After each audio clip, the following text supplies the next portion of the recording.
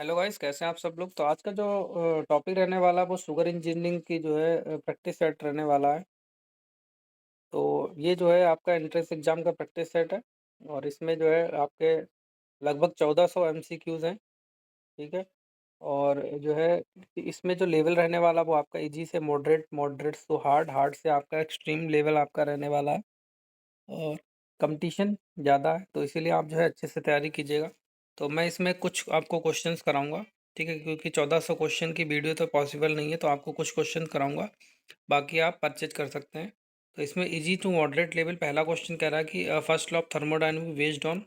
तो पहला ऑप्शन दिया लॉ ऑफ कंजर्वेशन, दूसरा आपका कंजर्वेशन ऑफ मास, तीसरा आपका इनोट्रोपिक प्रिंसिपल, चौथा आपका हीट ट्रांसफर। तो इसका जो सही आंसर रहेगा ऑप्शन नंबर ए रहेगा, जो आपका law of conservation of energy. ठीक है।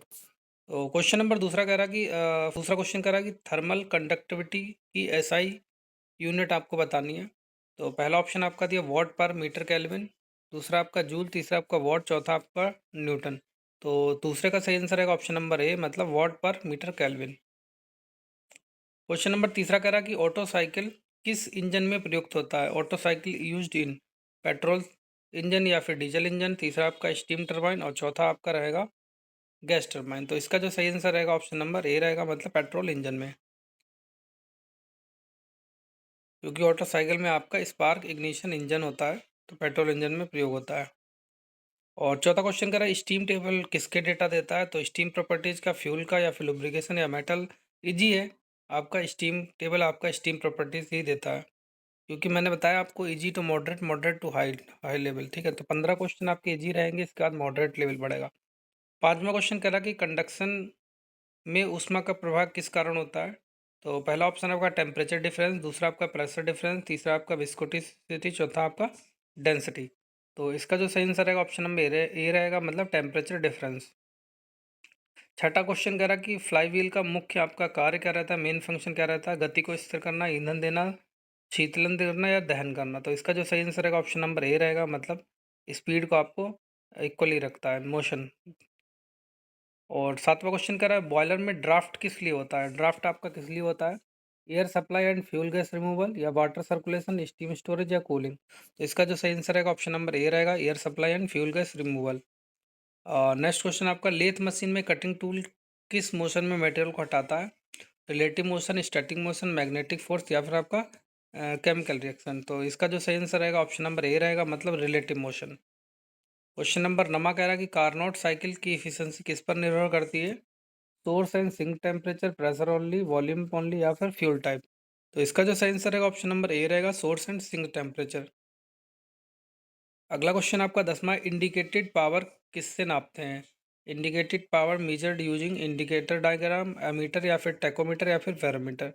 तो इसका जो सही आंसर रहेगा ऑप्शन नंबर ए, मतलब इंडिकेटर डायग्राम।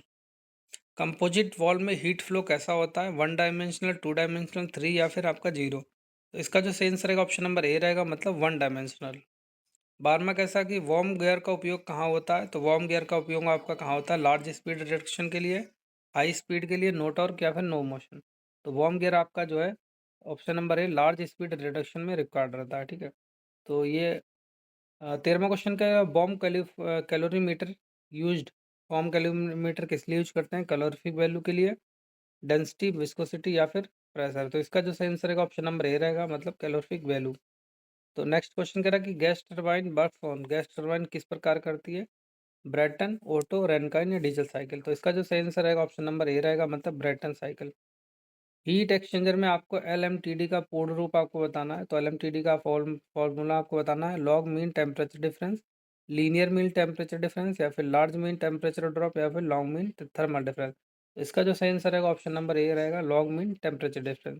तो 15 क्वेश्चन आपके इजी हो गए, और सेक्शन ए आपका जो मैकेनिकल से हो गया, और सेक्शन बी रहेगा आपका जो है इलेक्ट्रिकल इंजीनियर से रहने वाले हैं।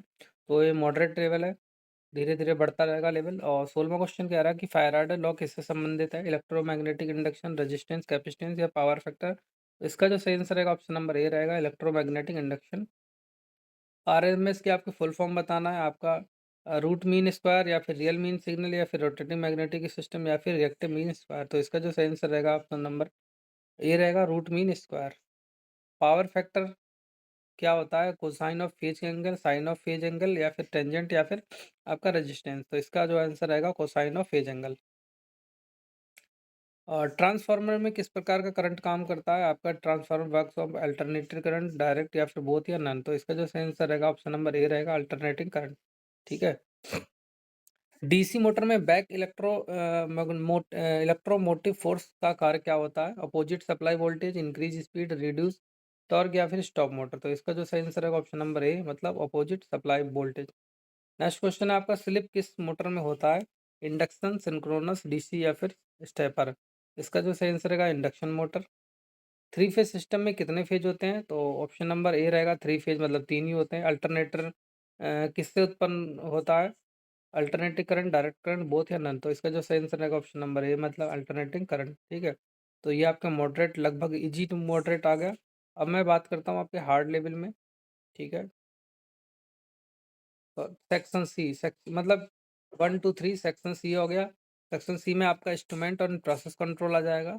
तो इसमें आपको एलवीडीटी की फुल फॉर्म बताना है, लीनियर वेरिएबल डिफरेंस ट्रांसफॉर्मर। तो इसका जो सही आंसर रहेगा ऑप्शन नंबर ए रहेगा। ठीक है। तो इसमें सेक्शन ए आपका रहने वाला है मैकेनिकल इंजीनियर, सेक्शन बी आपका इलेक्ट्रिकल इंजीनियर और सेक्शन सी आपका इंस्ट्रूमेंट। तो तीनों आपको मैंने कवर कराया, सेक्शन ए बी सी। ठीक है। पीआईडी की फुल फॉर्म आपको बतानी है। तो पीआईडी की फुल फॉर्म आपका प्रोपेगेशनल इंटीग्रल डेरिवेशन। थर्मोकपल किस प्रिंसिपल पर काम करता है? थर्मोकपल किस पर प्रिंसिपल पर वर्क करते हैं? तो आपका आंसर रहेगा सीबैक इफेक्ट पे।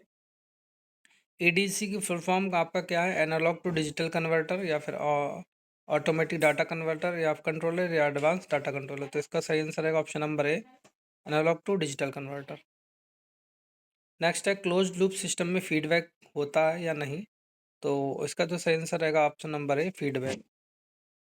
एक्यूरेसी क्या दर्शाती है? एक्यूरेसी आपका दर्शाती है क्लोजनेस टू ट्रू वैल्यू। ठीक है। तो ये आपके जो है सेट नंबर एक हो गया। ठीक है, ये आपका इजी था। और प्रैक्टिस सेट नंबर दो रहेगा ऐसे ही। ठीक है। और इसी प्रकार जो है आपके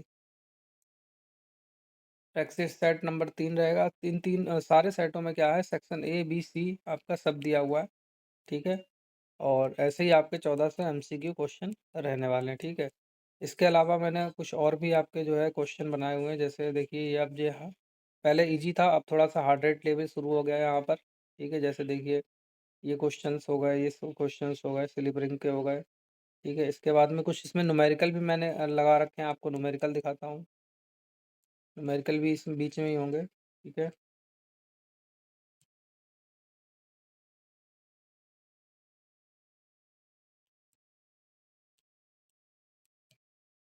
ये देखिए न्यूमेरिकल क्वेश्चन आ गए। ठीक है। रेनॉल्ड्स नंबर ये थोड़ा यहाँ पर जो है आपका बीच में जो है आपका सेक्शन थोड़ा टफ लेवल दे दिया यहाँ पर, मतलब आपको easy to moderate, moderate to आपका टफ लेवल आपका आने वाला है। ठीक है।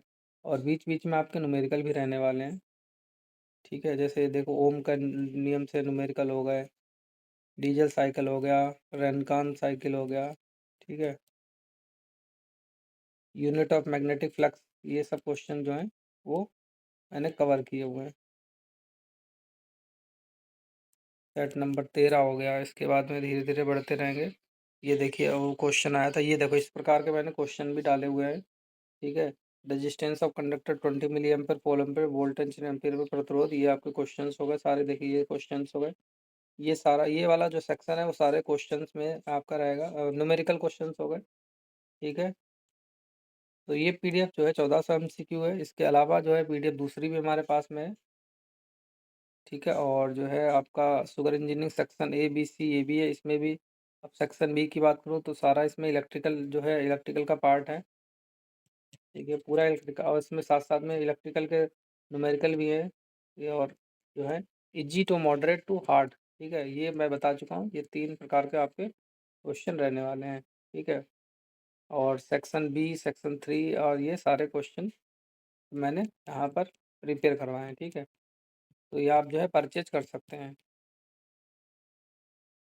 परचेज करने के लिए आप हमें कमेंट कीजिएगा, मैं आपको जो है परचेज करवा दूँगा।